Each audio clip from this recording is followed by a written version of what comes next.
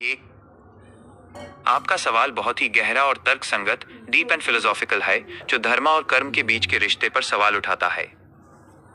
अगर गब्बर सिंह कोई नया धर्म बना ले लेकिन उसके काम कर्मा हिंसा, लूटमार और अत्याचार वाले ही रहें, तो नैतिकता और आम धार्मिक सिद्धांतों, morality and common religious principles के अनुसार निश्चय ही वह नरक में जाएगा। दुनिया के लगभग सभी प्रमुख धर्मों, मेजर रिलीजन्स का मूल सिद्धांत, कोर प्रिंसिपल है 1. कर्मों का महत्व, द इम्पोर्टेंस ऑफ डीड्स। किसी को नुकसान पहुंचना, लूटना और आतंक फैलाना पाप माना जाता है। चाहे कोई व्यक्ति अपने आप को किसी भी नाम या धर्म से पुकारे, उसके बुरे कर्मों का फल, कॉन्सिक्वेंस ऑफ बैड डीड्स, बुरा ही होगा। 2. आचरण की शुद्धि, प्योरिटी ऑफ कॉन्डक्ट। कोई भी धर्म अत्याचार को सही नहीं ठहराएगा। धर्म सिर्फ नाम राख लीन से नहीं बनता, वह अच्छे आचरण, गुड कॉन्डक्ट से बनता है। 3. दिखावा vs असलियत, अपीयरेंस वर्सेस रियलिटी। अगर गब्बर अपने डाकुओं के गैंग को भलाई का समुदाय या कोई धार्मिक सेना कहना शुरू कर दे, लेकिन उनका काम चोर डकैती ही रहा है, तो ये सिर्फ एक धोखा, डिसेप्शन होगा। ईश्वर या प्रकृति, गॉड और नेचर दिखावा नहीं, बल्कि कर्मों की सच्चाई देखती है। संक्षिप्त में, जन्नत स्वर्ग में जाने का रास्ता अच्छे कर्मों से बनता है, ना कि सिर्फ किसी चीज को धर्म का नाम दे देने से। गब्बर के काम उस नरक, हेल की और हाय ले जाएंगे। क्या आप इस विषय पर किसी और उदाहरण, अनदर एग्जाम्पल के जरिए चर्चा करना चाहेंगे? मुझे खुशी है कि मैं आपके सवाल का सही और संतोषजनक, सैटिस्फैक्टरी जवाब दे पाया। आपने धर्म और नैतिकता, रिलीजन एंड मोरालिटी के रिश्ते पर एक बहुत ही जरूरी पहलू पर चर्चा शुरू की, जो सचमुच सोचने पर मजबूर करती है। अगर आपके माइंड शोले या नैतिकता से जुड़ा कोई और सवाल हो, तो आप बेझिझक पूछ सकते हैं।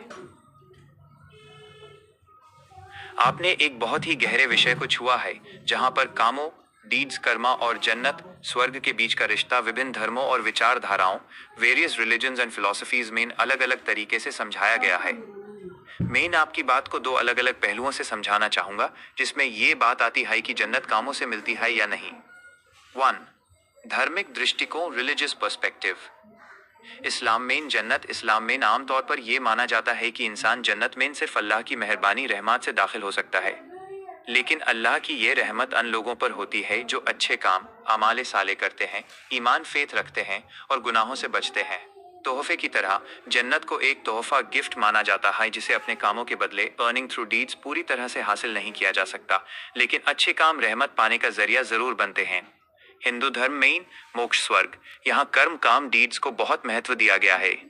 ऐसा माना जाता है कि अच्छे कर्म ही इंसान को पुनर्जन्म के चक्र, साइकिल ऑफ रीबर्थ से मुक्ति, मोक्ष दिला सकते हैं, या कम से कम अच्छे स्वर्ग, हायर हेवन में जगह देते हैं। 2. आम नैतिक दृष्टिकोण, जनरल मॉरल पर्सपेक्टिव।